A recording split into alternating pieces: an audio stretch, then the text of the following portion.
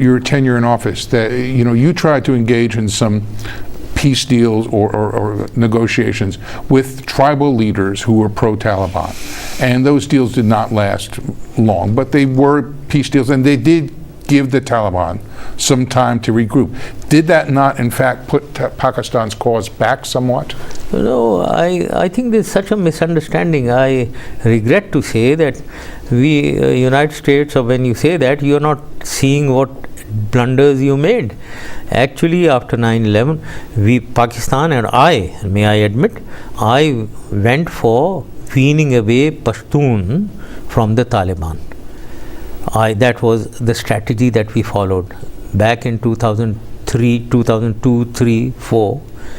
We wanted to do that because otherwise the Pashtun were being pushed towards the Taliban. They were joining them. My strategy even for Afghanistan was that all Taliban are Pashtuns, but all Pashtun are not Taliban. Take them on board. We could have formed a legitimate government back in 2002 or 3 because the Taliban and Al-Qaeda were totally dispersed after 9/11. They came into the mountains and cities of Pakistan. There was an environment in Afghanistan created to put a political instrument in place and have a legitimate Pashtun dominated government in Afghanistan. That could have been done by taking Pashtuns on board, and Pashtuns could have been taken on board if we had changed our strategy in Afghanistan. Instead of going along with Northern Alliance and that too the Panjshiri elements of Northern Alliance, by taking the Pashtuns on board and given them the dominant position in government in Afghanistan. But why did Pakistan not go after the Quetta Shura? They're sitting there on Pakistani soil. Mullah Omar and his allies are sitting there, and that's been widely acknowledged. Why didn't you go after them? Because this is a mirage. This is nobody knows. Everyone talks of Pashtuns, Quetta Shura, but there are CIA operatives, by the way, in Baluchistan, in Quetta. Do they know where the Quetta Shura is?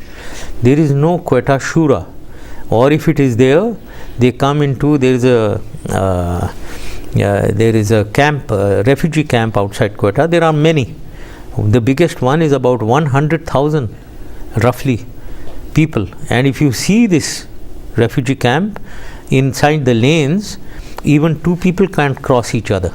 This is the narrow, congested lanes of these people who are 100,000 people living there.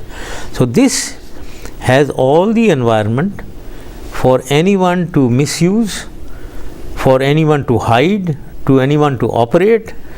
Now that doesn't matter. Quetta Shura doesn't mean that there is a place with their flag, with their board, and conferences being held there and people living there permanently. Absolutely wrong. There may be, however, because of this congested environment, because of an environment where there is law enforcement agencies going inside, even intelligence agencies going inside is very, very difficult.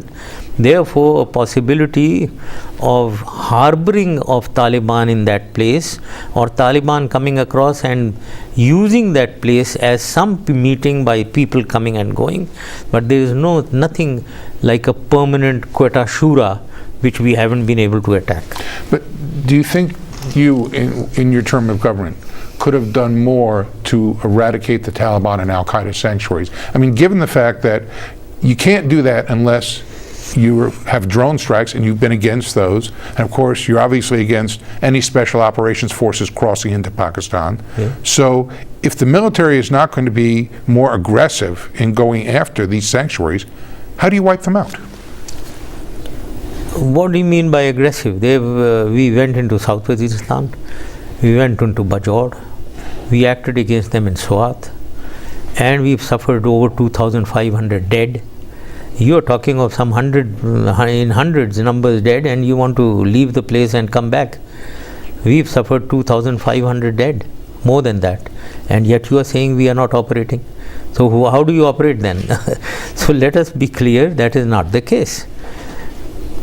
Pakistan Army is operating, it has a plan. Leave micro management to them. Again, I will say that We have throughout been operating and suffering casualties. Leave the micromanagement of when to operate, how to operate to the Pakistan Army. It is not that there was a lack of will or lack of desire to operate. That's not the case. But is there not a trust deficit, as the term has been used, Yes. between the United States and Pakistan? Yes, there is a trust deficit, absolutely. How do you address that? Well, I personally think it's again the trust deficit is more on the US side, that they lack trust in the ISI and the Pakistan Army while it is acting. And then as far as Pakistan is concerned, nobody seems to be doing anything to address Pakistan's concerns, and that is terrorism being perpetrated in our backyard by people sitting in Afghanistan. Neither is Karzai doing anything or the coalition forces doing anything about it. We know the person who's sitting there, where he's sitting, everyone knows it, and nothing has been done. So therefore these are issues which create discord in the smooth understanding of everything, and what I say is the unity of thought and action by all players is hampered when we are not trusting each other and when we are not acting in support of each other. Last question, if I may. Can there be a peace settlement between the Taliban and the Afghan government without Pakistan's participation, without Pakistan's input? Well, I think it will be very difficult. Pakistan and Pakistan ISI has been involved in Afghanistan since 1979, when we launched operations against Soviet forces, and we brought Mujahideen and we pumped in Taliban, and 10 years we defeated the Soviets. ISI knows the environment, ISI knows the people, ISI understands the environment much more than anyone else. So therefore ISI can contribute towards anything that we want to do. As I said, the requirement today is a legitimate government in Afghanistan and taking the Pashtun on board. Now who are the Pashtuns? Aren't you now talking of dealing with moderate Taliban or the Taliban themselves? When I was doing this in 2002 or 3, that I was trying to wean away Pashtuns, then everyone thought I am double dealing. Are you double dealing now that you would want to talk to the Taliban? Wasn't I better off that 7 years back I was doing exactly what you are trying to do now? So I think there's a misunderstandings and clearer understanding required. General Pervez Musharraf, thank you very much for taking the time to talk with us today. Thank you. Thank you very much.